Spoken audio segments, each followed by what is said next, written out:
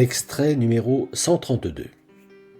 Ah, Jérusalem, si en ce jour tu avais compris le message de paix. Ah, pourquoi les chrétiens ne se sont-ils pas limités à proclamer la bonne nouvelle qu'il est possible de transformer cette terre en paradis pour tous? Et ne se sont-ils pas appliqués à se transformer d'abord eux-mêmes, avant d'entreprendre de proclamer cette bonne nouvelle pas compliquée, avec le respect que Jésus avait expressément demandé à ses disciples quand il les avait envoyés en mission?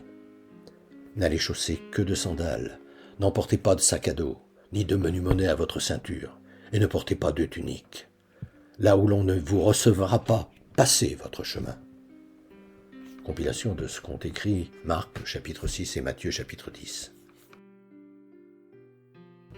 Ce qui, dans le langage de l'époque, voulait dire « N'emportez avec vous que votre foi. Ne vous encombrez pas d'un bagage théologique. N'utilisez pas les petits arguments que retient votre ceinture, laquelle, si elle se défait, laissera tomber votre pantalon et voir combien vous êtes nus quand il s'agit de parler de Dieu. Et ne cherchez pas non plus à argumenter pour convertir quiconque, en vous servant de cette deuxième chemise qu'est votre intelligence, car Dieu est bien plus grand, bien assez grand, pour le faire tout seul. D'autant que c'est lui seul qui donne la foi.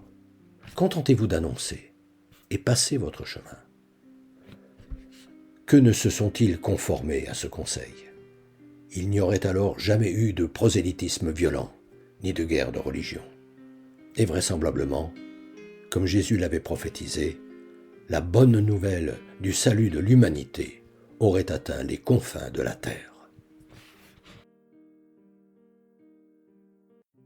Depuis des années, environ une fois par mois, j'envoie une lettre d'information spirituelle à tout mon carnet d'adresses. Le thème du moment est, depuis janvier 2019, être chrétien, ça veut dire quoi? Si ce sujet vous intéresse, n'hésitez pas à me transmettre votre mail, en vous contentant d'indiquer auditeur YouTube, vos noms et prénoms, et éventuellement votre numéro de téléphone si vous souhaitez me parler.